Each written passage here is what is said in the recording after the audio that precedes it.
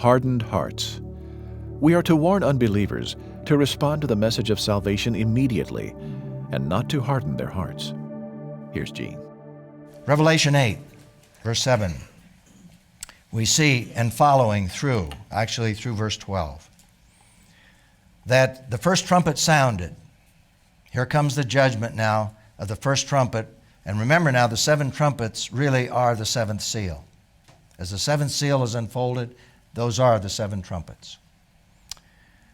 The first trumpet destroying the foliage on earth, creating desert conditions. We read in Revelation 8:7, the first angel blew his trumpet, hail and fire mixed with blood were hurled to the earth. So a third of the earth was burned up, a third of the trees burned up, all the green grass was burned up. Then we have, secondly, the second trumpet attacking the oceans, impacting marine life. Revelation 8:9, the second angel blew his trumpet, something like a great mountain ablaze with fire was hurled into the sea. We don't know what that is exactly, but it's very destructive to the oceans. So a third of the sea became blood, a third of the living creatures in the sea died, a third of the ships were destroyed. This is talking about salt water, because God doesn't stop there. He pollutes the fresh water sources.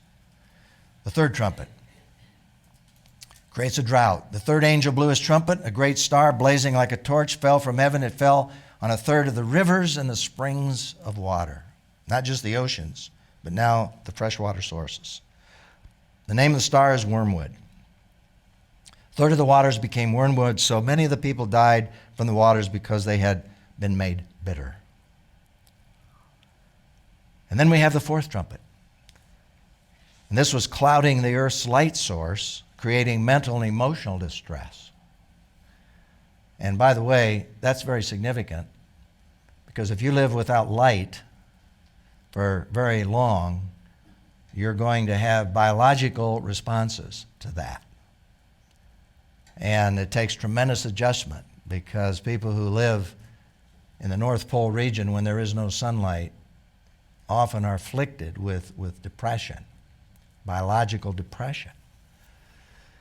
And imagine when God shuts off the light source. The fourth angel blew his trumpet, and a third of the sun was struck, a third of the moon, a third of the stars, so that a third of them were darkened. A third of the day was without light, and the night as well. So here we have these 4 incredible judgments, which really send a message today, because if you read on the passage, it says they did not repent. Many did not. Many did, but many did not.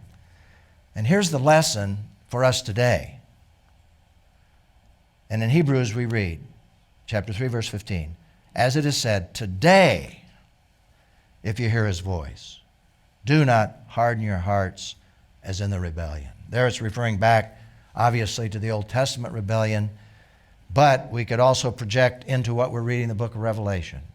Today, if you hear his voice, do not harden your hearts as in the day of rebellion. So, how does this unrepentant response on the part of unbelievers relate to what Paul described about human nature in Romans chapter 1?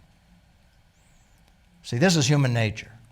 Whether we're living today, whether we're living in Abraham's day, Noah's day, David's day, today, the New Testament days, or on into the future.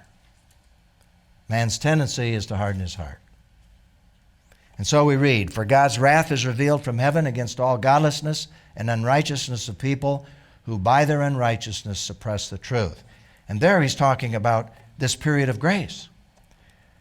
And in a sense, God's wrath is being revealed today through the natural consequences of man's sin. This is not Revelation. This is not the seals. This is not the trumpets. This is what man brings on himself. Those who suppress the truth, since what can be known about God is evident among them because God has shown it to them. Boy, book of Revelation, he's really showing it to them. And still they're repressing the truth.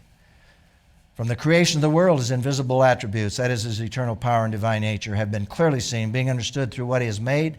As a result, people are without excuse. For though they knew God, they did not glorify him as God or show gratitude. Boy, that's really played out in the book of Revelation. Instead, their thinking became nonsense.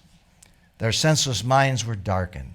And claiming to be wise, they became fools and exchanged the glory of the immortal God for images resembling mortal man, birds, four-footed animals, and reptiles. In fact, at the end of this whole chapter, it talks about the fact that they would not turn from their sins, but continued in their sorceries, in their worship of idols, in following after evil, in spite of all the judgments that God is giving them. They were not responding to God's grace through these judgments.